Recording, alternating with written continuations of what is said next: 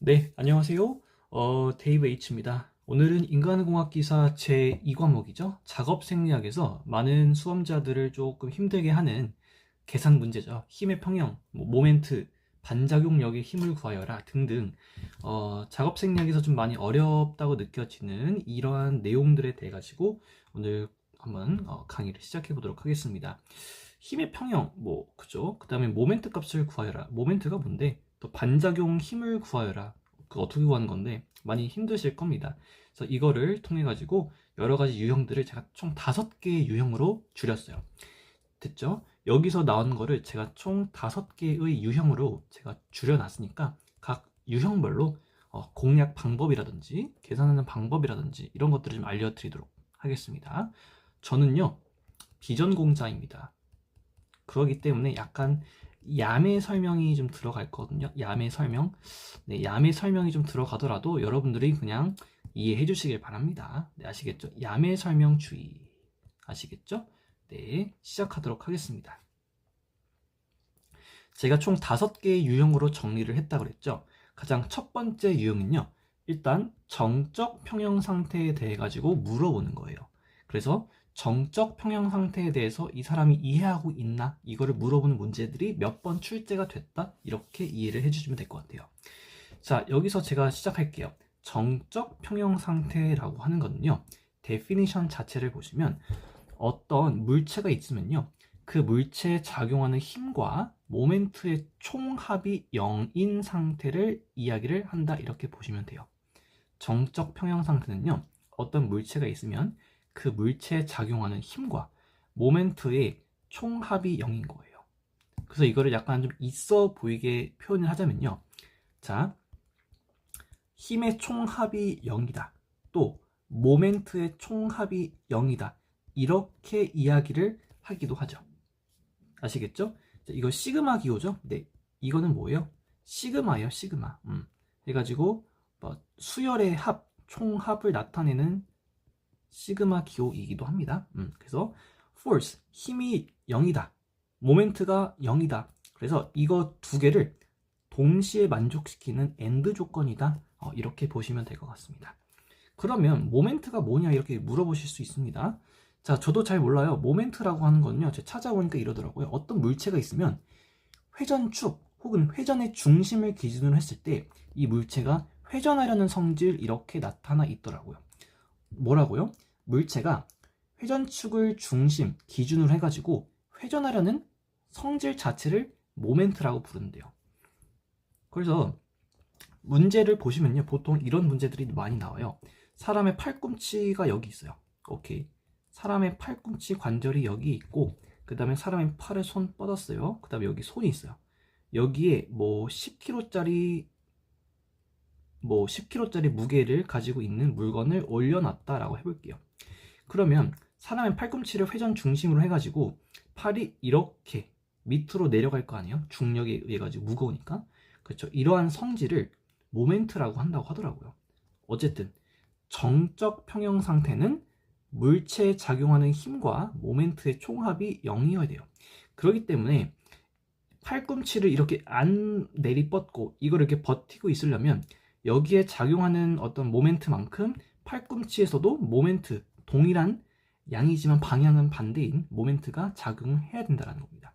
그래서 마이너스지만 여기 플러스 해가지고 플러스 마이너스 제로가 돼가지고 지탱을 할 수 있게끔 이런 이야기인 것 같아요. 자, 그 다음에 우리가 또 중요하게 봐야 되는 게 모멘트의 계산이거든요. 모멘트는요, 아까 말씀드린 것처럼 방금 말씀을 드린 것처럼 힘과 모멘트의 합이 0이 돼야 되잖아요. 그렇죠? 모멘트는 어떻게 계산하면요. 어떤 물체에 작용하는 힘과 거기까지의 거리의 곱으로 나타냅니다. 아시겠죠? 모멘트는 힘과 거리를 곱해야 된다. 이렇게 보셔야 되고요. 또 중요한 게 단위가 좀 많이 중요합니다. 자, 힘의 단위는 뉴턴으로 우리가 계산을 해야 되고요. 거리의 단위는 미터로 계산을 해야 됩니다. 자, 가끔 가다가 문제에서 이렇게 나와요. 만약에 10kg의 물건이 있다. 그러면 이거를 우리가 몇 뉴턴으로 계산을 해야 되고요. 만약에 35cm에 있다. 그러면 이것도 우리가 몇 미터냐? 미터로 고쳐야 되거든요. 그래서 어떻게 하냐면요. 10kg의 물건, 자, 우리가 킬로그램을 뉴턴으로 만들려면 9.8을 곱해주시면 돼요. 중력 가속도에 해당하는 9.8을 곱해주시면 킬로그램에서 뉴턴으로 환산이 가능하고요. 센티미터에서 미터로 가려면요. 곱하기 뭐라 해야 될까요? 소수점을 2개로 이동해 주시면 되죠. 곱하기 100분의 1로 해주시면 센티미터에서 미터로 나타낼 수가 있는 거예요. 그래서 예를 들어보면 10kg죠. 그럼 이거 뉴턴으로 하려면 9.8 곱하시면 98뉴턴이 되는 거고요. 35cm면 소수점을 하나, 둘 이렇게 해서 0.35m 이렇게 해주면 되는 겁니다. 이건 뒤에 가서 더 자세하게 말씀을 드릴 거니까요. 일단 여기서는 정적 평형 상태는 물체에 작용하는 힘과 모멘트가 0이다라는 거를 일단 알고 가시면 좋을 것 같고요. 또 모멘트 계산할 때는 힘과 거리를 곱하는데 각각의 단위가 뉴턴과 미터다 이렇게 보시면 될 것 같아요. 그래서 모멘트를 계산을 하면 힘과 거리, 뉴턴과 미터를 곱하죠. 그래서 모멘트의 단위는 뉴턴 미터가 됩니다. 단위는 뉴턴 미터 이렇게 됩니다. 자, 그러면 정적 평형 상태에 대해서 알아봤으니까 예제를 풀어보면서 이해를 해볼게요. 자, 이 문제를 보시면 정적 평형 상태에 대한 설명으로 틀린 거를 찾으라 이렇게 얘기를 하고 있네요. 자, 2번부터 한번 우리가 읽어볼게요. 물체나 신체가 움직이지 않는 상태이다. 자, 말씀드렸죠.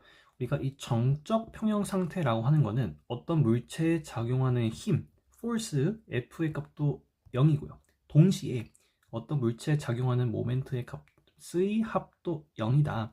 그렇기 때문에 얘가 정적인 상태를 유지하고 힘의 평형을 유지하기 때문에 물체가 움직이지 않는 상태다라고 했습니다.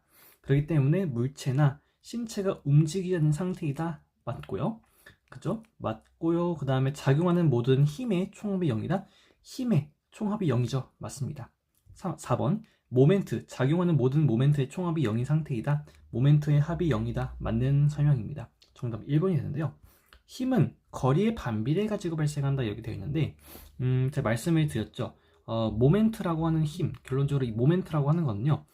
이거에 작용하는 힘과 거리 이 두 개의 곱으로 이루어져 있는데요. 이것 자체는요. 비례하죠. 거리가 커지면 어쨌든 작용하는 이 값도 커지니까요. 정답은 1번이 되는 거겠습니다. 다음 예제를 넘어가 볼게요. 다음 예제를 보시면 똑같습니다. 정적 평형 상태를 유지하기 위한 조건으로 모든 힘, 그 다음에 외부 모멘트의 총 합이 옳은 것은 물어보고 있네요. 똑같습니다. 터무니없는 문제예요. 정적 평형 상태를 유지하기 위해서는 작용하는 모든 힘의 합이 0인 동시에 모든 작용하는 모멘트의 값도 0이어야 됩니다. 그렇기 때문에 힘의 총합 0, 모멘트의 총합 0 해가지고 1번이 정답이 되는 것이죠. 이건 우리를 무시하는 문제라고 생각하니까 꼭 맞추시기 바랍니다. 자, 그 다음에 또 나왔네요. 마지막 문제인 줄 알았는데, 자, 모멘트에 관한 설명을 옳지 않은 것을 또 물어봤습니다. 이번에는 우리가 모멘트에 대한 이야기를 물어봤어요. 근데 모멘트에 대해서 물어봤는데 정적 평형 상태라고 제가 해놨죠. 이유가 있습니다. 모멘트는 특정한 축에 관하여 회전을 일으키는 힘의 경향이다. 맞습니다.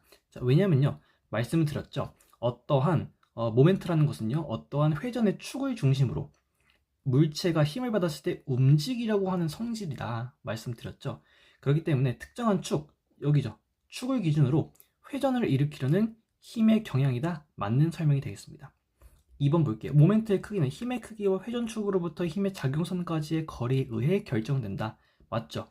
왜냐면 제가 말씀드렸죠. 모멘트라고 하는 것은 힘과 거리의 곱으로 구성이 되어 있다라고 말씀을 드렸죠. 그래서 자, 힘의 크기, 그 다음에 까지의 거리, 이 두 개의 곱으로 결정이 된다. 맞는 설명이 되겠습니다. 그리고 모멘트의 단위는 뉴턴 미터이다. 이것도 제가 앞에서 말씀을 드렸는데요. 이때 힘이라는 건요, 우리가 단위가 뉴턴이고요. 거리는 우리가 미터로 환산을 해야 됩니다. 따라서 얘네들의 단위는 뭐가 되겠습니까? 두 개의 단위를 곱한 뉴턴 미터가 맞는 것이죠. 정답은 3번도 맞고요. 옳지 않은 거 볼게요. 힘의 방향과 관계없이 모멘트의 방향은 항상 일정하다. 제가 설명을 드렸는지 모르겠는데 이런 팔꿈치를 기준으로 손, 팔을 뻗었어요. 그러면 저희가 보통 이렇게 문제를 풀거든요. 어쨌든 이렇게 축을 기준으로 했을 때 위에 방향에 작용하는 힘을 플러스라고 보고요. 이 축을 기준으로 아랫 방향으로 작용하는 힘, 모멘트를 우리가 마이너스로 표기를 합니다.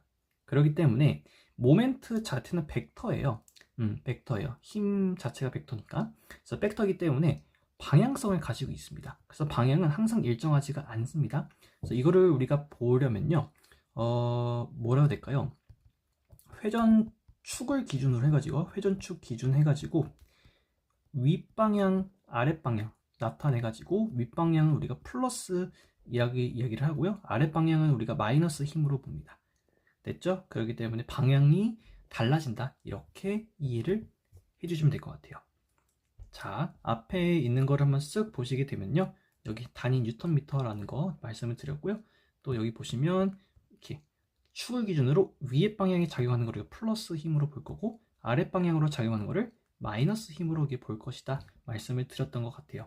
네, 그러면 정적 평형 상태에 대한 문제들은 다 풀어본 것으로 우리가 정리를 하고 넘어갑시다. 자, 그 다음에는 제가 두 번째 유형을 준비를 했습니다. 두 번째 유형은요, 반작용력을 구하는 겁니다. 혹은 반작용 힘을 구하는 거죠. 힘의 크기를.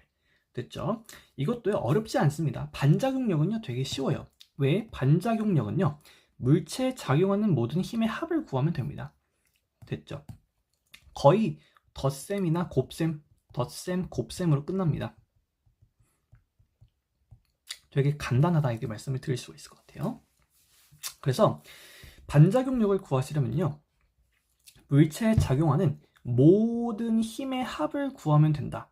단 여기서 중요한 게요, 우리는 뭐 거리, 각도 이런 것들을 고려하지 않습니다. 됐죠?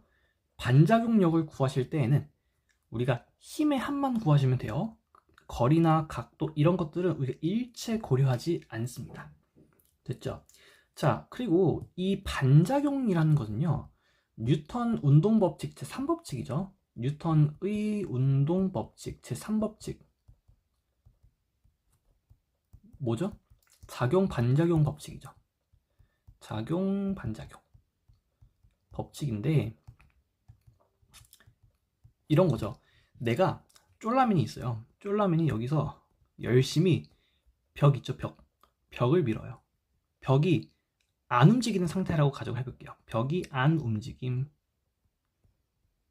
이때 쫄라맨이 벽에다가 이쪽 방향으로 80N의 힘을 가해가지고 밀고 있지만 벽이 안 움직여요.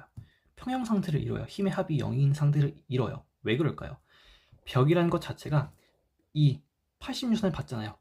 그래서 반대 방향으로 동일한 힘의 크기를 내는 거예요. 그래서 얘가 만약에 플러스 80N이라고 우리가 얘기를 한다면 벽이 쫄라맨 손에다가 주는 힘은 방향은 반대로지만 힘의 크기는 같은 마이너스 80N의 힘을 반작용으로 작용을 하기 때문에 얘가 벽이 안 움직이고 평형 상태를 이루는 거라고 생각해 주시면 됩니다. 됐죠? 그래서 쫄라맨의 팔 길이라던가 이런 것도 우리 고려하지 않았어요. 단지 쫄라맨이 80N의 힘을 줬다? 그럼 얘가 안 움직이는 평형 상태다. 왜? 벽이 똑같이 쫄라맨한데 반대 방향으로, 방향은 반대지만 똑같은 크기의 마이너스 80N을 쫄라맨한테 벽이 주기 때문에 얘네가 서로 움직이지 않는 평형 상태를 움직인다. 이거를 딱 알고 계시면 될 것 같아요. 그래서 우리가 반작용 힘을 구하라는 건요, 결론적으로 여기에 작용하는 무게만 우리가 구하시면 됩니다. 자, 이거는요, 밑에 있는 거는요, 제가 항상 소개를 해드리는 교문사 출판사를 통해서 동의대학교 김유창 교수님께서 인간공학기사 관련해가지고 교재를 많이 편찬을 하십니다. 감수도 하시고. 그래서 거기에서 이제 따온 겁니다. 그래서 이거는 교수님께서 설명하시는, 본인의 저서를 설명하시는, 강의를 하시는 거 링크이거든요. 그래서 이거는 우리가 윈트리 TV였던 것 같아요. 거기서 제가 캡처를 해온 겁니다. 이 문제에서 구하는 거는요, 우리가 여기, 자, 여기 손이 있고 팔이 있잖아요. 여기에는 팔꿈치가 있습니다. 엘보우, 됐죠? 팔꿈치, 엘보우가 있어요. 그래서 팔꿈치가 얘네들을 들 때 여기에 작용하는 반작용 힘을 구하는 문제를 하나 가져왔습니다. 이거를 가지고서 설명하는 것이 가장 괜찮다고 판단을 했거든요, 제가. 자, 보시면요. 어렵지 않습니다. 자, 이 상황을 설명드릴게요. 어떤 사람 팔꿈치가 여기 있어요. 근데 이 사람이 손에다가 98N짜리 물체를 들고 있고요. 또 이 팔뚝 자체의 무게가 15.7N이라고 가정을 한 상태입니다. 됐죠? 사람이 98N짜리 물체를 들고 있고요. 98N이면 나누기 9.8하면 10kg 물체가 되겠죠? 그죠? 왜냐하면 우리가 킬로그램에서 뉴턴으로 가려면 아까 중력 가속도에 해당하는 9.8을 곱해야 된다 했잖아요. 그러니까 10kg 물체겠네요. 자, 98N짜리 물체를 하나 들고 있어요. 그럼 여기는 무게 1번이네요. 그죠? 그 다음에 팔뚝 자체의 무게가 15.7N이에요. 그러면 팔뚝 무게 됐죠? 해가지고 무게 1번과 2번 총 2개가 주어진 상태예요. 이때 힘의 합을 구하라. 힘의 합은 결론적으로는 무게에다가 9.8을 곱한 값이겠죠. 됐죠? 그래서 팔꿈치 보세요. 무게가 이만큼 주어지고요. 또 팔뚝에 대한 무게가 이만큼 주어져요. 근데 얘가 움직이지 않고 정적인 평형상대, 힘의 평형을 유지를 하려면 얘네들의 합만큼 엘보우, 팔꿈치에서 반작용 힘이 작용을 해야 되겠죠. 똑같은 거죠. 쫄라맨이 벽에다가 힘을 줘도 같은 크기만큼 반대 방향으로 힘을 얘가 주기 때문에 벽이 안 움직이는 거예요. 똑같습니다. 이렇게 무게를 가지고 있는 거를 우리가 들고 있더라도 팔꿈치에서 얘네들의 합과 같지만 방향만 반대인 힘, 반작용이 작용하면 얘가 팔이 안 구부러지는 거죠. 지탱이 된다는 거죠. 그러면 여기서 우리가 어떻게 구하면 되겠습니까? 우리가 반작용, 엘보우에 작용하는 반작용의 힘을 엘보우 1을 따가지고 R2라고 볼게요. 얘는요, 결론적으로는 이거 물체의 무게와 팔뚝의 무게를 다 버티는 거죠. 그래서 98 더하기 15.7 해가지고 더하면 얼마입니까? 113.7 다니는 뉴턴이 된 것이죠. 그래서 반작용 구하라는 거는요, 들고 있는 물체와 팔뚝의 무게 등 작용하는 모든 무게들을 다 더하는 값이 반작용력의 크기가 되겠습니다. 됐죠? 심플합니다. 문제에서 반작용 힘, 반작용력을 구하라. 작용하는 모든 힘의 합을 구하시면 되겠습니다. 거리, 각도, 자, 이런 것들은 고려하지 않습니다. 됐죠? 이거는요, 교재에 있는 예시 답안인데요. 이번 마이너스랑 해가지고 좀 복잡해 보이기는 하는데 실질적으로는 얘랑 똑같은 거예요. 한번 같이 볼게요. 이것도 일단 얘네가 움직이지 않으려면 물체를 들고 있고 하더라도 팔꿈치가 여기서 같은 크기만큼 반대 방향으로 반작용이 작용하기 때문에 움직이지 않는 거죠. 그렇기 때문에 자, 힘의 합은 0이다. 그러면 여기서 작용하는 힘은 뭐가 있습니까? 우리가 이 축을 기준으로 위에 작용하는 힘을 플러스 힘으로 볼 거고요. 아래 방향으로 작용하는 두 가지 힘을 각각 마이너스의 힘으로 볼 겁니다. 됐죠? 그러면 현재 이 그림에서 이 자유도에서 작용하고 있는 것들을 우리가 딱 보시면요. 아래 방향으로 98N이 작용하죠. 이렇게. 또 아래 방향으로 15.7N이 작용하죠. 그죠? 더하기 마이너스 방향으로 15.7N이 작용해요. 거기에다가 플러스 방향으로 R2만큼 작용하죠. 그래서 플러스 글씨가 왜 이래요? 플러스 R2. 그래서 모든 힘의 합이 0이다. 0. 이렇게 쓴 겁니다. 똑같은 거예요. 그래서 우리가 마이너스잖아요. 그래서 얘네들을 이항시키는 거예요. 따라서 R2는 98 더하기 15.7 해가지고 똑같이 113.7N이 된다라는 것을 의미합니다. 그래서 여러분들이 실기에서 답을 쓰실 때에는 약간 이렇게 플러스, 그죠? 플러스 마이너스 구분을 하셔가지고 이렇게 모범 답안을 작성하시는 것이 가장 좋을 것 같기는 하지만 최소한 필기에서는요, 그냥 이렇게 여러분이 보기 편하게 이렇게 작성하시는 것도 괜찮을 것 같아요. 아시겠죠? 자, 그러면 제가 반작용력 관련된 예제는 한 2가지 준비를 했거든요. 풀어보면서 반작용력 구하는 거에 대해서 정리를 해보고 마스터를 해봅시다.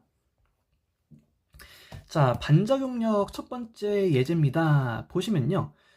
팔꿈치 관절에서 32cm 거리 있는 8kg의 중량을 한 손으로 잡고 있대요. 오케이. 팔꿈치 관절의 회전 중심에서 팔꿈치 관절이 회전의 중심이래요. 손까지의 중력 중심 거리는 무게 중심이겠죠. 16cm이며 이 부분의 중량은 12N이다. 팔꿈치에 걸리는 반작용 힘은 얼마인가? 자, 문제에서 물어보는 게 반작용 힘은 얼마인가 물어봤습니다. 반작용 힘, 우리는 여기에 걸리는 무게만 고려해 주시면 됩니다. 됐죠?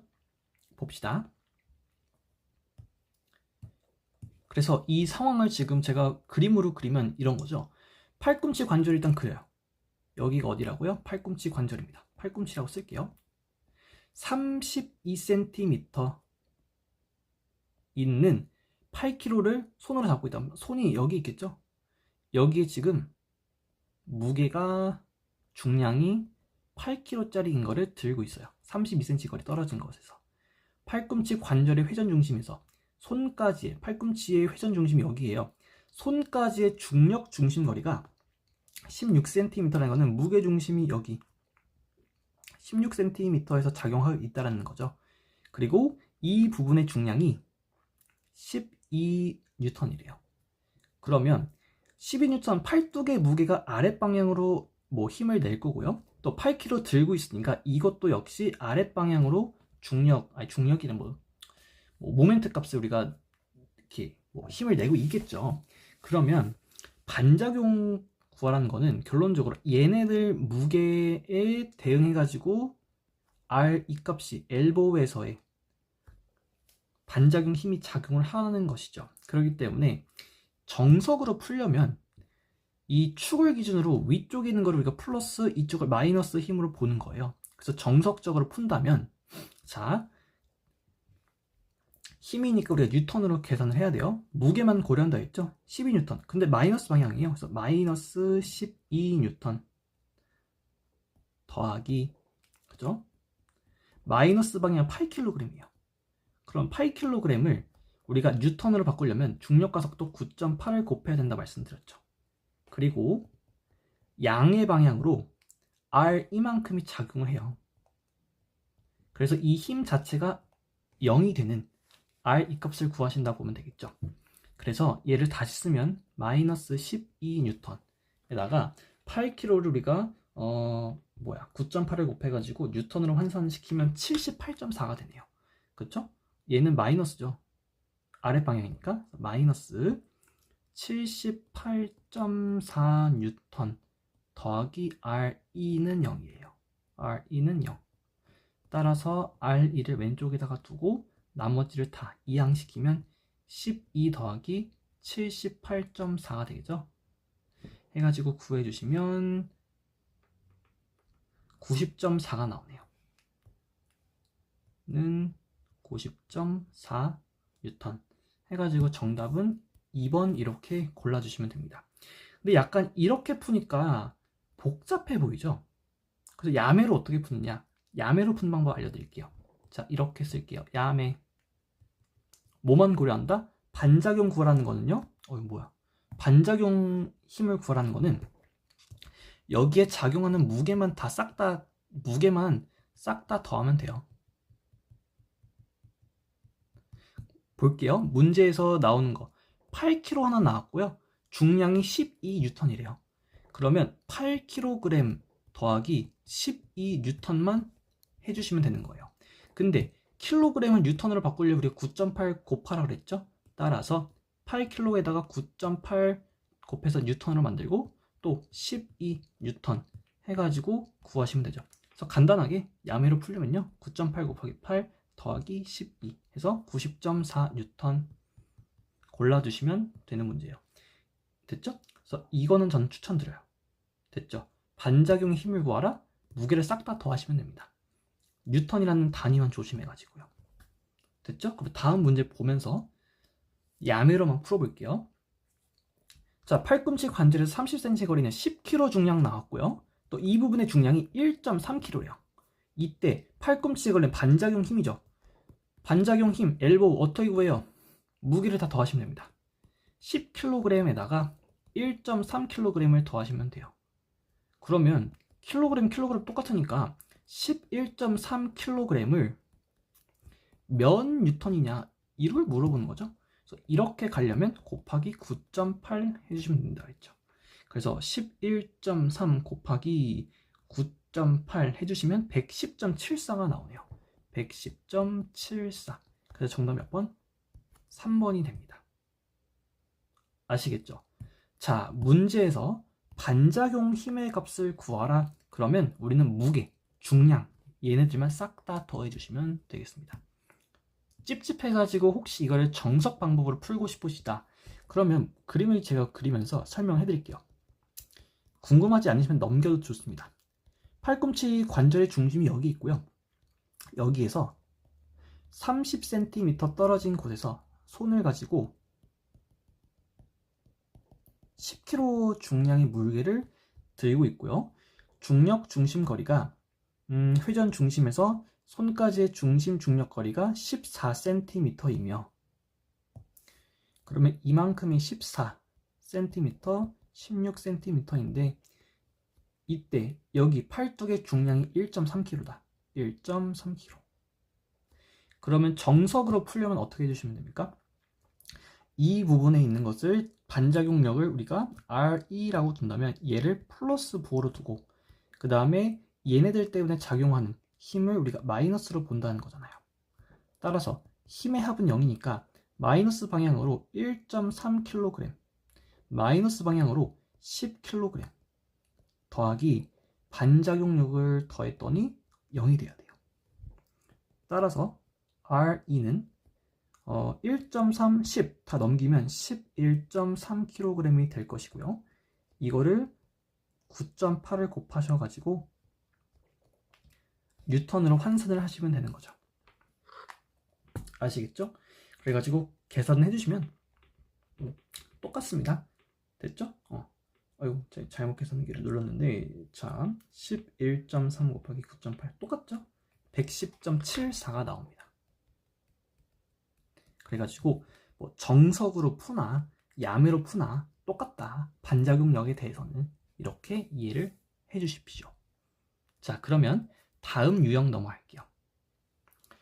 자, 여러분들이 기다리고 기다리셨던 모멘트 값 구하는 것에 대한 유형을 시작해 볼게요.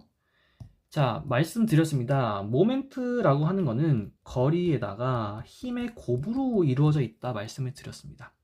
그렇기 때문에 반작용에서 우리가 힘만 구했다면 모멘트에서는요 새로운 애가 나타납니다.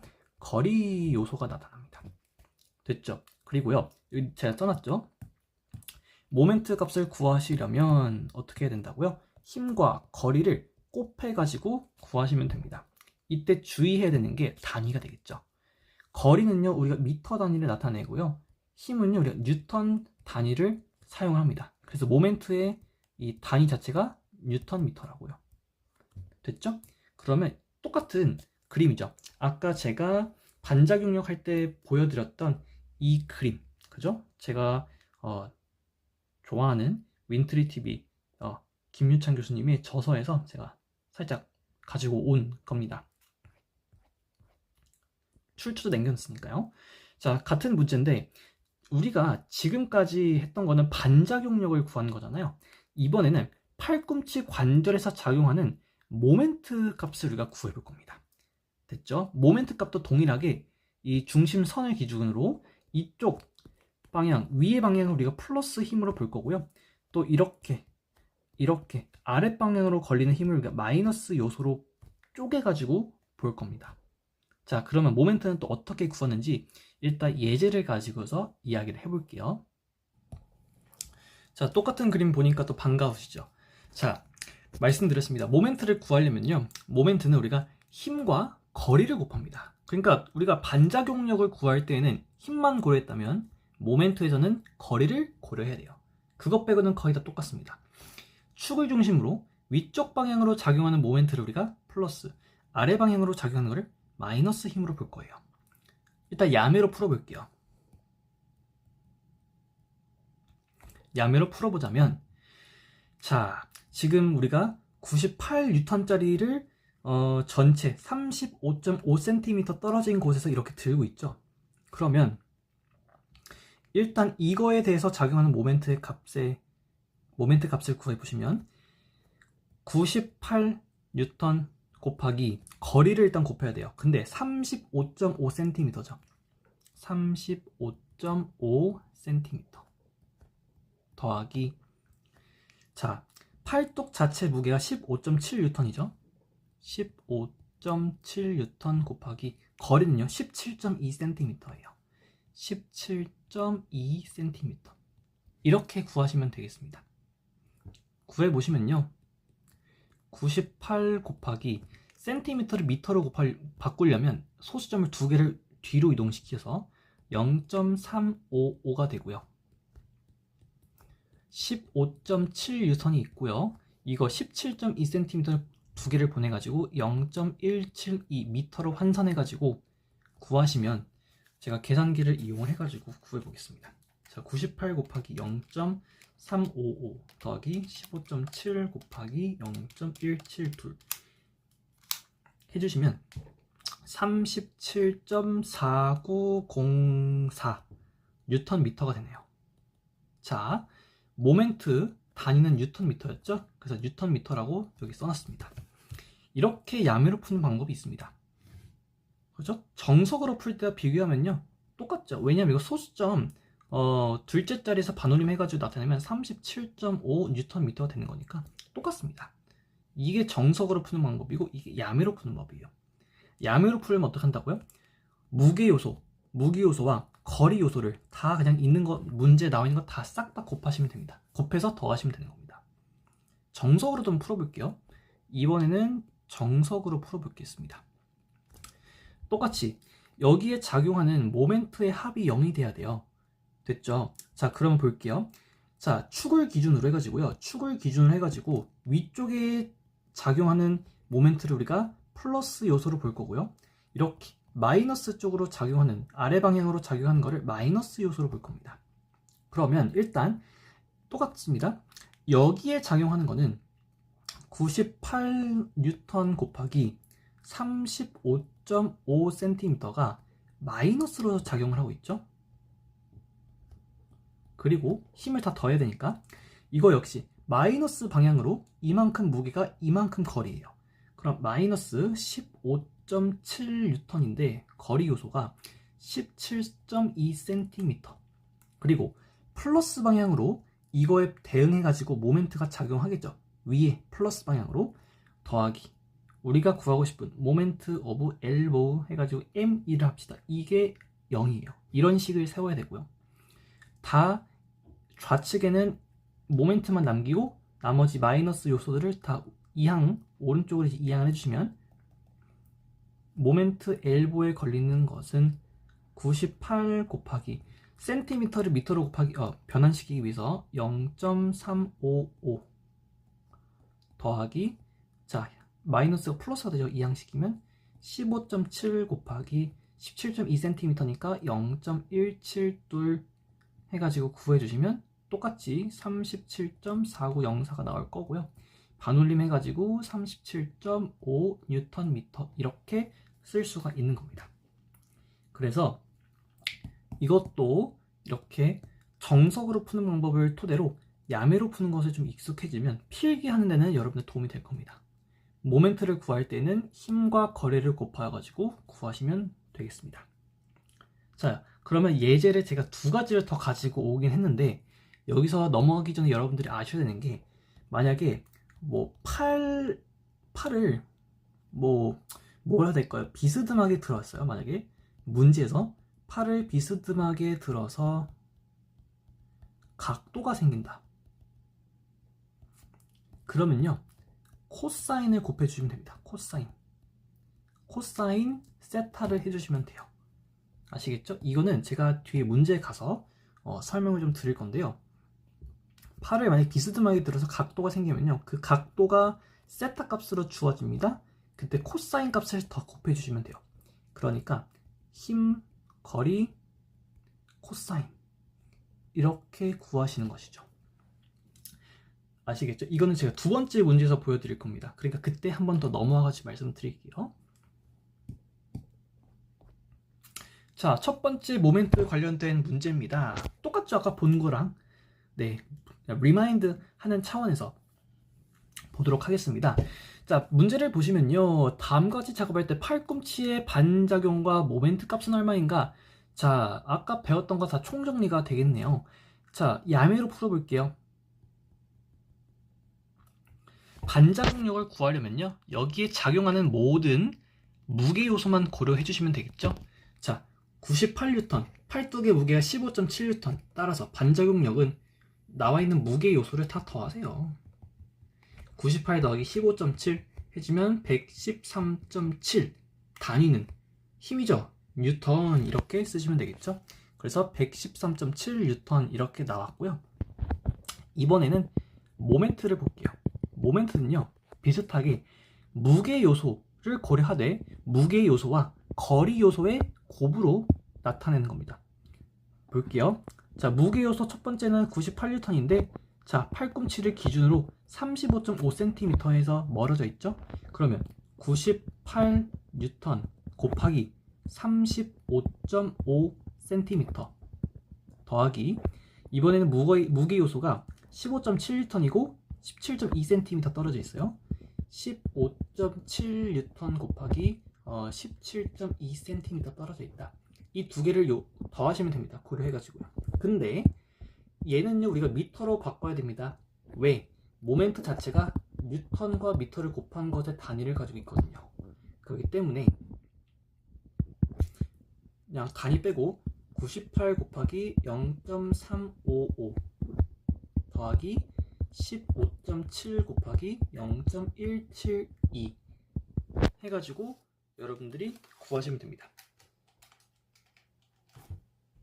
계산해주시면 37.4904가 되고요. 반올림해서 37.5, 단위는 뉴턴 미터 이렇게 작성해 주시면 되겠네요.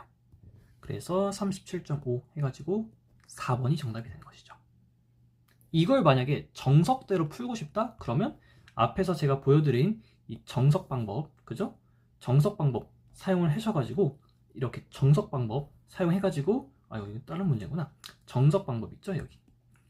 사용해가지고 여러분들이 구하시면 되겠는데 실기라면 몰라요. 필기에서는 그냥 이렇게 야매로 푸는 게 더 빠르다. 왜? 힘과 거리만 고려해가지고 빠르게 답을 찾아내면 되니까요. 자, 두 번째 모멘트 값은요, 말씀드렸죠. 팔을 비스듬하게 들어요. 그래가지고 각도가 생깁니다. 걱정하지 마세요. 각도가 생겼죠. 그러면요, 이때 우리가 모멘트를 어떻게 구하냐면요, 모멘트를 구할 때는 힘과 거리에다가 코사인 요소만 곱하시면 되겠습니다.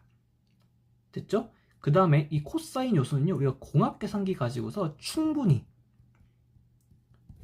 계산할 수 있으니까 걱정하지 마시기 바랍니다. 자, 그럼 문제로 한번 들어가 볼게요.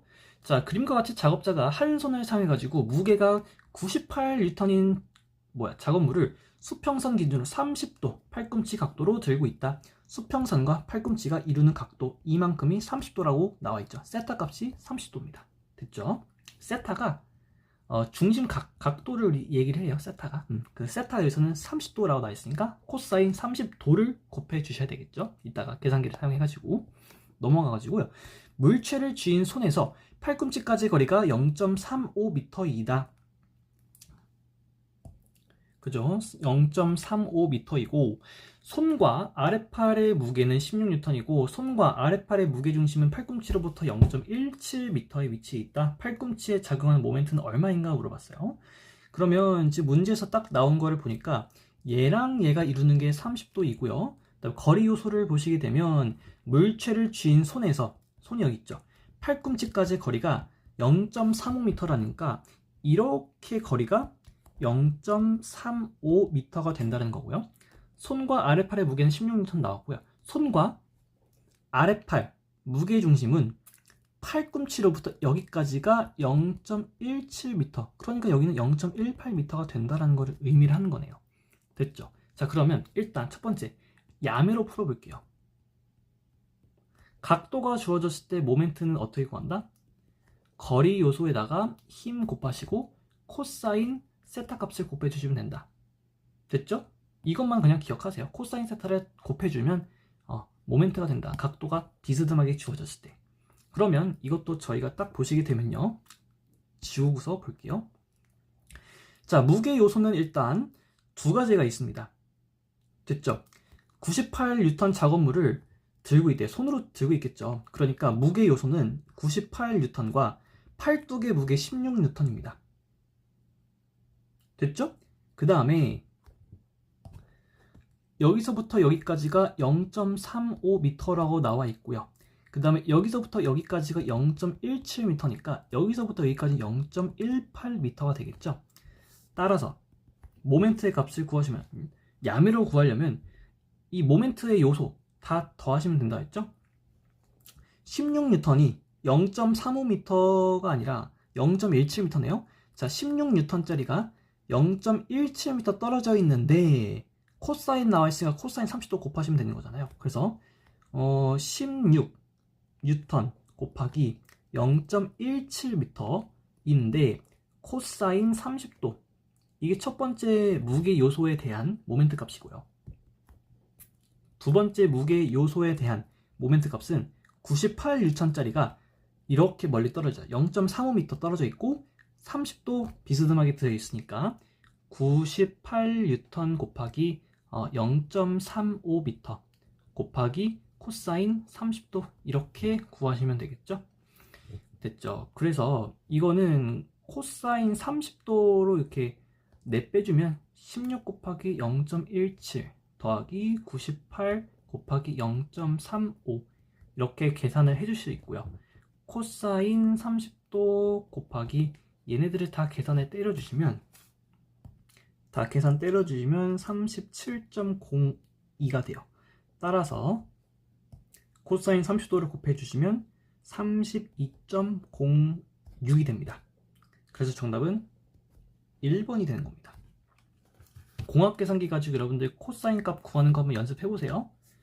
자, 이렇게 쉽게 구할 수가 있는데 이거를 우리가 왜 코사인 값을 곱하는지 궁금해 하실 수도 있을 것 같아요.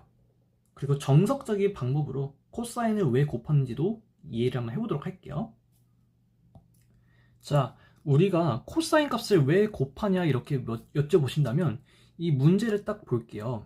제가 싹 다 지우서 깔끔하게 보겠습니다. 파란색으로 한번 해볼게요. 모범 답안의 관점에서 딱 보시게 되면 지금 문제에서 주어져 있는 거는 이게 0.17m고 여기가 0.18m. 왜냐하면 여기 총합이 0.35m라고 문제에서 주어졌기 때문이거든요. 근데 우리가 알고 싶은 거는 얘랑 얘를 딱 올렸을 때 얘 해가지고 이 거리, 그죠? 이 거리와 이 거리를 알고 싶은 거예요. 우리가 알고 싶은 거는 이 거리 그리고 전체적인 이 거리를 알고 싶은 거라고요. 그래서 우리가 이거를 직각삼각형이잖아요. 그죠? 중심각의 각도가 30도인, 그죠? 그래서 이거를 그려와 볼게요. 이렇게 이거를 그대로 이제 가지고 오시면 이런 직각삼각형이 되겠죠. 90도, 여기가 30도. 문제에서는 여기가 0.35m라고 주어져 있고요.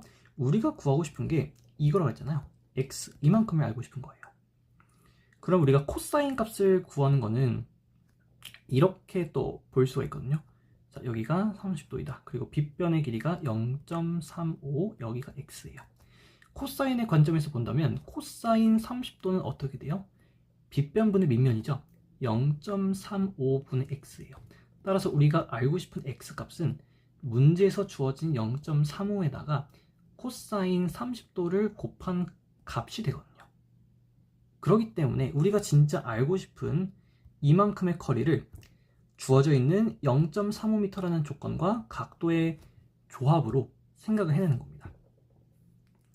작은 삼각형의 관점에서도 똑같습니다. 자, 우리가 작은 삼각형 관점에서 이만큼의 길이를 알고 싶은 거잖아요. 이만큼의 길이, 이 삼각형에서 똑같은 거죠. 보신다면 지금 삼각형이 이렇게 주어져 있어요. 90도고요.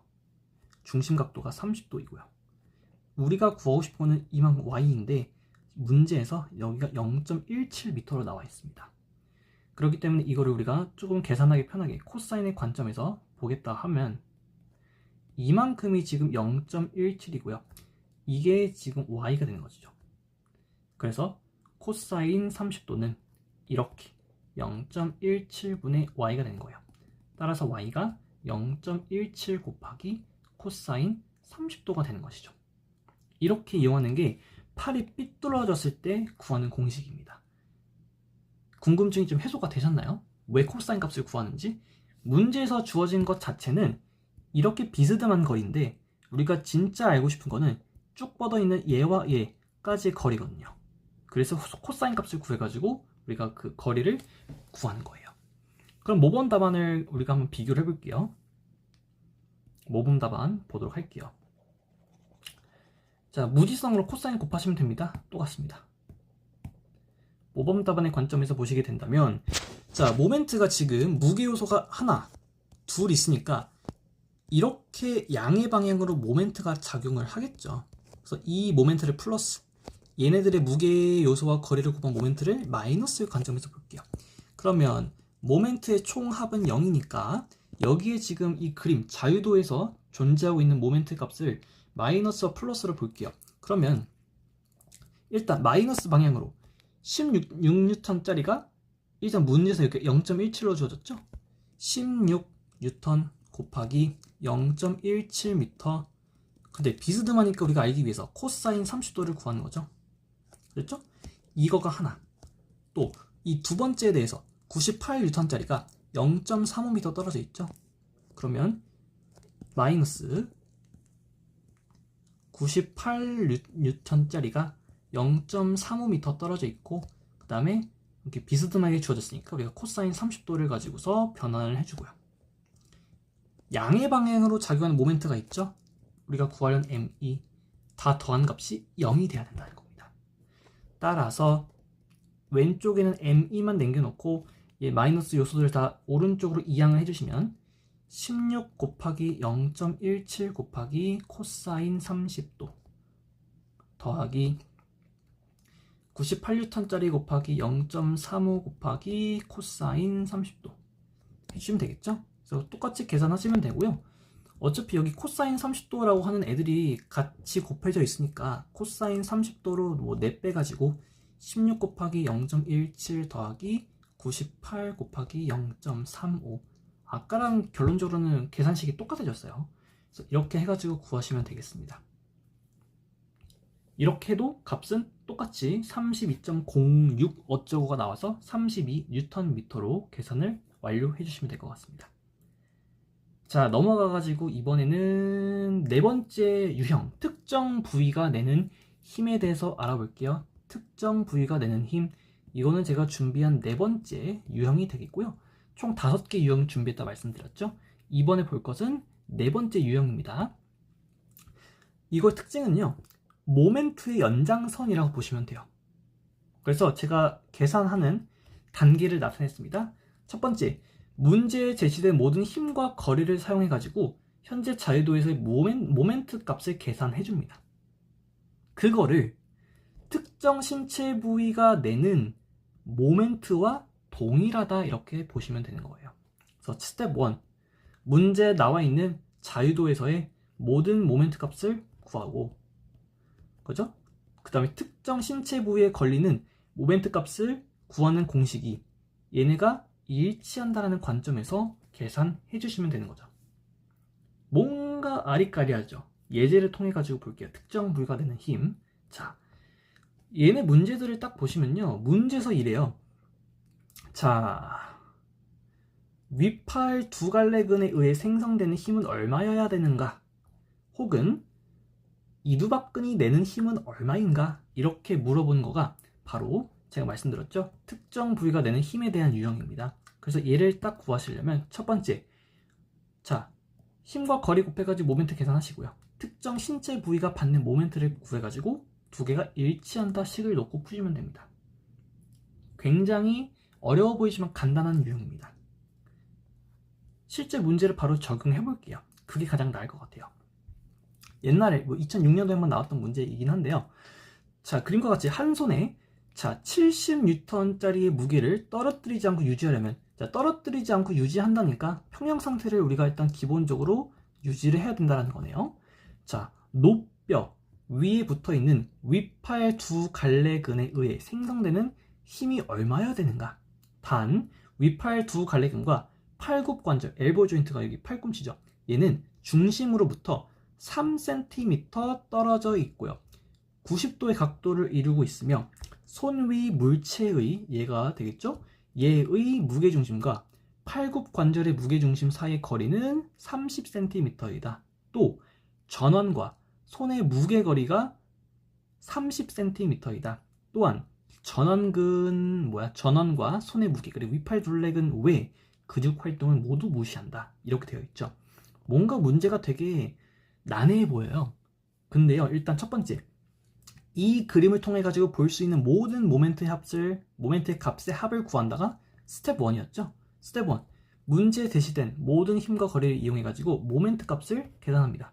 오케이, 이것만 따라해 보세요. 스텝 1, 모든 모멘트 값을 구하는 거죠. 그러면 첫 번째, 여기서는 지금 팔뚝의 무게가 안 주어져 있기 때문에 여기서 구할 수 있는 모든 모멘트는 이 70N짜리 무게에 의한 모멘트 하나밖에 구할 수가 없어요. 그래서 야매로 푼다면요, 스텝 1, 70N짜리가 30cm 떨어진 곳에서 힘을 내고 있기 때문에 30cm 곱하기 70N이 일단 여기에 존재하는 모멘트가 되는 것이죠. 스텝 2, 이번에는 특정 신체 부위에서 내는 모멘트의 값을 구하셔야 됩니다. 아시겠죠? 근데 딱 보니까 여기서의 힘을 우리가 몰라요. 그래서 이거를 우리가 모르는데 일단 F라고 둘 거고요. 이 신체 부위와 팔굽관절이 떨어져 있는 거리가 3cm라고 되어 있어요. 그러면 힘과 무게 요소를 우리가 구하시면 되는 거잖아요. 그래서 여기서 우리가 구할 수 있는 거는 3cm 곱하기, 우리가 몰라요, F 했죠. 이거가 결론적으로는 얘랑 동일하다, 이렇게 놓고 보시는 겁니다.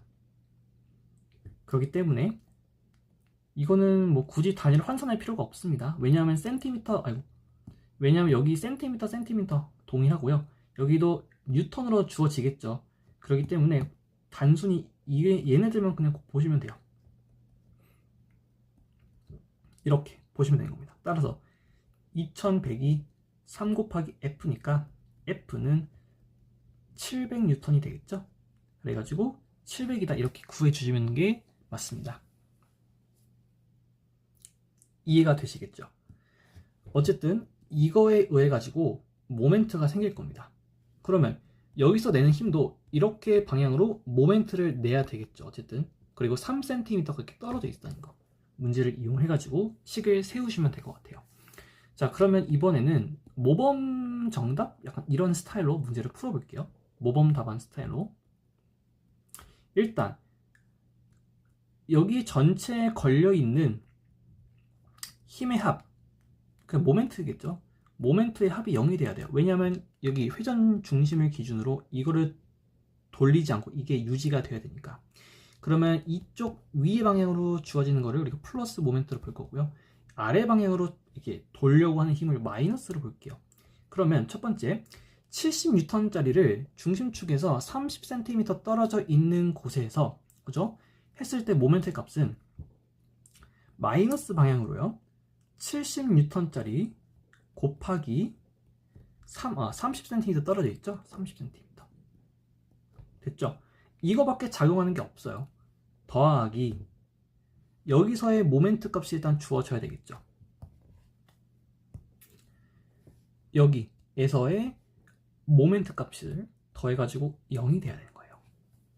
근데 이 모멘트 값을 따지고 보시게 되면 모멘트는 힘과 거리의 곱으로 이루어져 있는 건데 여기서 거리 자체가 3cm로 나와 있잖아요. 됐죠? 그래서 이건 식을 우리가 어떻게 세울 수 있냐면요, 마이너스 70N 곱하기 30cm라는 것 더하기, 우리가 몰라요, 그래서 얘를 그냥 F 뉴턴 곱하기 3cm가 문제에서 주어져 있잖아요. 얘네를 더한 게 0이 되는 거죠. 그래서 우리가 얘를 이항시켜요. 그러면 F 곱하기 3cm는 70N 곱하기 30cm가 되는 거죠. 됐죠? 그래서 F라는 거는 3cm 분의 70N 곱하기 30cm. 그 다음에 이렇게 날아가면 10이죠? 그래서 70 곱하기 10 해가지고 700N이 되겠습니다. 어쨌든 우리가 야매로 하나, 모범으로 하나 값은 똑같이 나오는데 야매라는 게 더 빨리 구해질 수 있겠죠? 여기서 작용하는 지금 모멘트는 이거 하나밖에 없어요. 왜? 팔뚝 무게가 안 나와 있으니까 이 물체에 의해 가지고 생기는 모멘트의 값 구할 수 있죠? 30cm 곱하기 70N. 또 특정한 부위가 내는 모멘트는 문제에서 3cm가 주어져 있어요. 그렇기 때문에 값을 모르니까 F라고 두고요. 그 F 값에다가 3cm를 곱한 값이랑 일치한다. 이렇게 야매로 푸는 방법이 좀 쉬울 것 같아요. 그러면 두 번째 예제가 있거든요. 특정 부위에 대해서. 이두박근이 내는 힘은 얼마인가 물어봤습니다. 똑같이 일단 야매로 풀어보겠습니다. 야매로 푸는 게 얼마나 효율적인지 보여드리기 위해서. 손을 가지고서 49N인 물체를 손 팔꿈치가 35cm 0.35m, 아랫팔 무게는 16N인데 그죠? 팔꿈치 관절로부터 손까지는 무게 거리가 0.17m에 위치를 하고 있대요.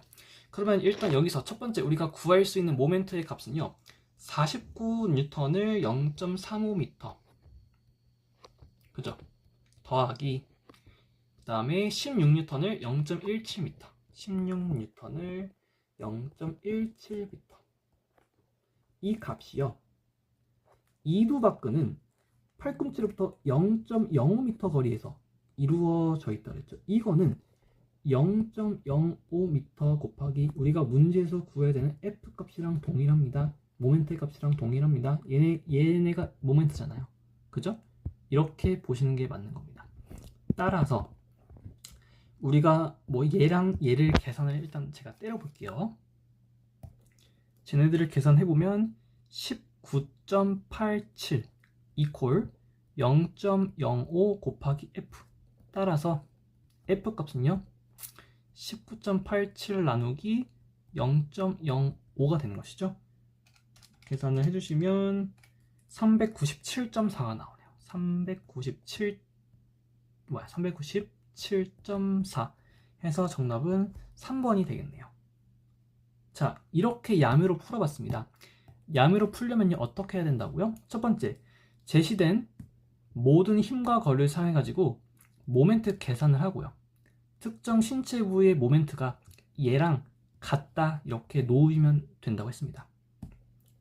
됐죠? 그래서 지금 문제에서는 자, 손으로 어떤 물체를 들고 있어요. 그거가 49N인 물체를 손까지의 거리가 0.35m라고 되어 있죠. 쥔 손에서 팔꿈치 관절까지. 왜냐면 팔꿈치 관절이 회전의 중심축이기 때문에. 그죠? 그래서 얘를 곱한 거가 첫 번째 모멘트고요. 이번엔 아랫팔의 무게죠. 손과 아랫팔의 무게가 16N인데 얘네는 팔꿈치 관절로부터 0.17m 거리에 떨어져 있대요. 그렇기 때문에 두 가지 무게 요소가 주어졌어요. 이 무게 요소에 의한 모멘트, 이 무게 요소에 의한 모멘트 값, 그렇죠? 거리를 곱해가지고 모멘트를 만든 거예요. 이 값이 결론적으로는 뭐와 동일하느냐? 특정 신체 부위 이두박근이죠. 이두박근이 내는 모멘트와 일치를 하는데 이두박근이 팔꿈치 관절로부터 0.05m 거리에서 있대요. 그러면 0.05 곱하기 힘 한 거가 모멘트인데 우리가 이 모멘트를 몰라요. 이걸 F 그냥 모멘트가 이거 자체가 모멘트인데 거리 요소에다가 힘을 곱한 거죠. 모멘트가. 그러니까 이거 자체가 모멘트인데 우리가 힘을 모르니까 F라고 놓습니다. 됐죠? 그래서 이 여기서 구한 값이 19.87이고요. 이퀄 0.05 곱하기 F 해가지고 단순하게 구해주시면 되는 문제입니다. 이거를 제가 모범 답안 형태로 풀어볼게요. 그리고서 여러분들 한번 비교를 해보세요. 어떻게 푸는 게 좀 더 효율적인지. 자, 짠! 그림을 제가 그려왔습니다. 이 그림 그린 거를 잘 살펴보시면 팔꿈치 관절 여기 있고요. 회전의 중심축이죠. 손을 딱 팔에 뻗었고요. 손으로 49N짜리 물체를 우리가 들고 있고요. 이두박근 한 이쯤에 있겠죠. 왜냐하면 이두박근이 우리 상완에 있으니까. 여기 딱 펼쳤을 때 이두박근 여기 있는데, 이두박근은 팔꿈치로부터 0.05m 떨어져 있다고 이렇게 나와 있죠. 이두박근이 팔꿈치 관절로부터 0.05m 거리가 이렇게 그렸어요. 팔꿈치로부터 이두박근은 0.05m 떨어져 있고, 그죠? 지금 팔꿈치에서 손까지는 0.35m, 또 여기 아랫팔 무게는 16N이고 아랫팔까지는 0.17N이라고 나와 있죠. 따라서 첫 번째, 여기에서 작용하는 모멘트를 다 더해 볼게요. 그러면 똑같습니다. 축을 기준으로 이렇게 위의 방향은 플러스, 그 다음에 여기에서 얘 가지고 이렇게 나타내는 모멘트를 마이너스 요소로 볼게요. 그러면 마이너스 16N 무게를 가지고서 0.17m 거리에 떨어져 있잖아요. 더하기 마이너스 방향으로 49N 물체를 받치고 있고요. 여기까지는 팔꿈치 관절에서 0.35m라고 주어져 있죠. 더하기 우리가 구하고 싶은 일단 모멘트라고 할게요. 됐죠? 모멘트, 이 값이 0이 돼야 돼요. 됐죠? 그러면 똑같습니다. 얘를 다 이항시킬게요. 모멘트의 값은 16 곱하기 0.17 더하기 49 곱하기 0.35인데, 이 모멘트 값은요, 이두박근에 대한 힘이죠. 이두박근에 대해서 일단 모멘트는 거리 요소와 힘인데 거리가 0.05m래요. 그러면 힘만 구하면 되는 거 아닙니까? 0.05 곱하기 이두박가 내는 힘을 몰라요. 이렇게 식을 세울 수 있죠? 이렇게. 그래가지고 계산해 주시면 F라는 것 자체는 그쵸, 0.05분의 16 곱하기 0.17 더하기 49 곱하기 0.35 해가지고 얘랑 똑같게 나오죠. 됐죠? 그러니까 야매로 푸는 게 조금 더 쉽다 말씀을 드리고 싶었습니다. 자, 이제 마지막으로 볼 유형은 시소 문제입니다. 시소 문제. 됐죠? 시소 문제 이런 거예요. 자, 시소가 있어요. 무게중심은 여기 있다 해봅시다. 여기를 얘랑 여기 무게의 비율을, 거리 비율을 뭐 1대2로 놨어요. 여기에 5kg짜리가 앉아 있어요. 그러면 이거가 몇 킬로그램이 되어야 평형 상태를 유지하겠느냐, 약간 이런 거랑 비슷한 거예요. 그러면 중심을 기준으로 어쨌든 얘가 이렇게 하겠죠. 모멘트에 의해 가지고. 그죠? 이 중심축을 기준으로 1대2 비율이니까 어쨌든 얘네들의 합이 10이죠.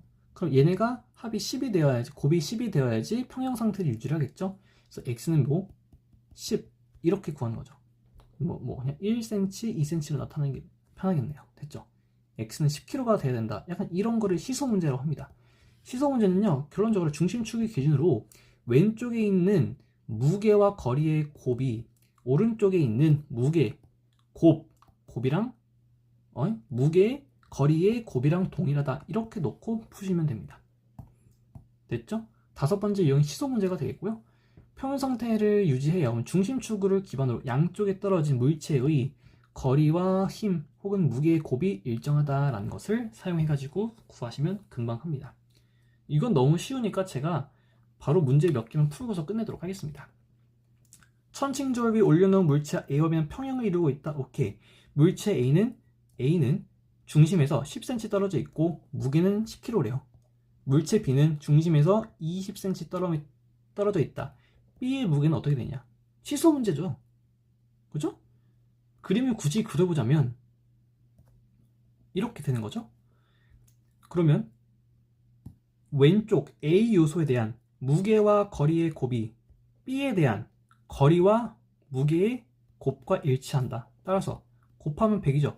이퀄 20 곱하기 x kg. 따라서 x는 5가 되는 5kg이 되는 것이죠. 정답은 2번. 이렇게 구하는 게 시소 문제입니다. 나머지 있는 것도 똑같습니다. 자, 신장이 180이래요. 부럽네요. 180인 사람이 지금 저울을 머리 쪽과 발끝 쪽에다가 저울을 했더니 지금 머리 쪽에 눈금이 50kg, 어휴 야야야. 머리 쪽이 50kg, 다리 쪽이 이렇게 해서 봤더니 머리 쪽이 50, 다리 쪽이 40kg를 나타내고 있다. 이때 무게중심이 이쪽이래요. 그럼 이거를 무게중심을 기준으로 이만큼 떨어진 거리에서 50cm가 시소로 나와 있고요. 이만큼 떨어진 거리에서 40kg가 무게로 나와 있는 시소예요. 그러니까 이만큼의 지금 머리와 무게중심 가는 거리 A를 구하래요. 모르죠. 이걸 X라고 둡시다. 그러면 무게중심에서 다리 끝까지의 거리는 어떻게 되겠어요? 180cm니까 180-X 이렇게 두면 되지 않을까요? 그러면 얘와 얘의 곱이 얘와 얘의 곱과 일치한다. 즉 50 곱하기 X니까 50X, 얘가 180-X라는 거리에서 40kg 무게랑 동일합니다. 그러면 풀어서 써볼까요? 양변에 10 이렇게 나눠보시면 5X는 4 곱하기 180이니까 720-4X가 되겠죠? X 이항 해오면 더하기가 되는 거죠, 마이너스가. 그럼 9X가 720, 따라서 X는 80cm가 되는 거네요. 3번 이렇게 골라주시면 되는 문제가 되겠습니다. 자, 그래서 이번 시간을 통해 가지고 저희는 인간공학 기사 필기 2과목에서 나오는 작업생리학에서 나오는 뭐 힘의 평형이라던가 모멘트를 구하는 거나 반작용 힘을 구하는 거나 시소 문제를 이용해 가지고 계산하는 것들에 대해서 위주로 좀 배워봤습니다. 그래서 제가 총 5개의 유형으로 정리를 해놨다고 말씀드렸죠. 첫 번째 유형은 정적 평형 상태 데피니션에 대해서 묻는 거예요. 그죠? 힘과 모멘트의 합이 0이다, 이거를 아시면 됩니다. 그쵸? 이렇게 풀어봤고, 두 번째 유형 같은 경우에는 반작용력을 구하는 겁니다. 반작용력을 구할 때에는 문제에 나와 있는 무게 혹은 힘의 요소만 우리가 다 싹 다 더하면 되는 걸 말씀을 드렸습니다. 거리, 각도 생각 안 합니다. 반작용력은 무조건 무지성으로 무게만 다 싹 다 더하시면 돼요. 그래서 저희가 이렇게 예제를 풀어보면서 알 수 있었고요. 모멘트를 구하라는 유형은요, 거리 요소와 힘의 요소를 곱해가지고 싹 다 더하는 게 모멘트 값이라 말씀을 드렸습니다. 그 다음에 팔을 만약에 비스듬하게 들어가지고 각도가 생기면 그 요소에다가, 모멘트 요소에다가 코사인 값만 더 곱해 주시면 된다 말씀드렸습니다. 그래서 관련되어 있는 문제도 2개 풀어봤죠. 각도가 없을 때, 각도가 있을 때, 그쵸? 해가지고 제가 모범 답안, 야매로 푸는 방법 2가지를 다 보여드렸으니까 2가지 중에서 편한 방법을 쓰시되, 필기에서는 야매 쓰고 실기에서는 좀 정석적인 방법을 쓰는 게 조금 더 낫지 않을까 생각이 들어요. 자, 4번째 유형은 특정 부위가 내는 힘이었습니다. 모멘트의 연장선이다 말씀을 드렸죠. 일단 그림 혹은 주어진 상황에서 구할 수 있는 모든 모멘트를 계산해요. 그리고 그 모멘트의 값을 A라고 한다면 그 모멘트의 값을 특정 신체 부위에 해당하는 모멘트와 갖다 놓으시면 되겠죠. 근데 보통 팔꿈치 등 어떤 무게중심에서 특정한 그 신체 부위까지 거리가 주어집니다. 그러면 얘가 내는 힘 F만 구하면 되는 거거든요. 모멘트는. 왜냐하면 거리와 힘이 모멘트니까요. 됐죠? 여기서 구하는 모멘트 값이랑 여기서 구하게 되는 모멘트 F 곱하기 거리. 근데 거리 주어진다고요. 그러니까 F만 우리가 구할 수가 있다는 거죠. 그래서 관련되어 있는 문제도 하나, 둘 이렇게 풀어봤습니다. 그래서 이런 것들을 좀 숙달하시면 계산 문제 전혀 어렵지가 않으실 겁니다. 아시겠죠? 마지막 유형은요, 시소 문제였습니다. 그쵸? 얼마만큼 떨어져 있느냐 무게, 얼마만큼 떨어져 있느냐 무게 곱한 것이 일치한다 해가지고 우리를 무시하는 문제 풀어봤고요. 또 180cm 아주 부러운 사람이 있죠. 이렇게 해가지고 무게중심을 기준으로 얼마만큼 떨어져 있고 그 무게가 얼마냐,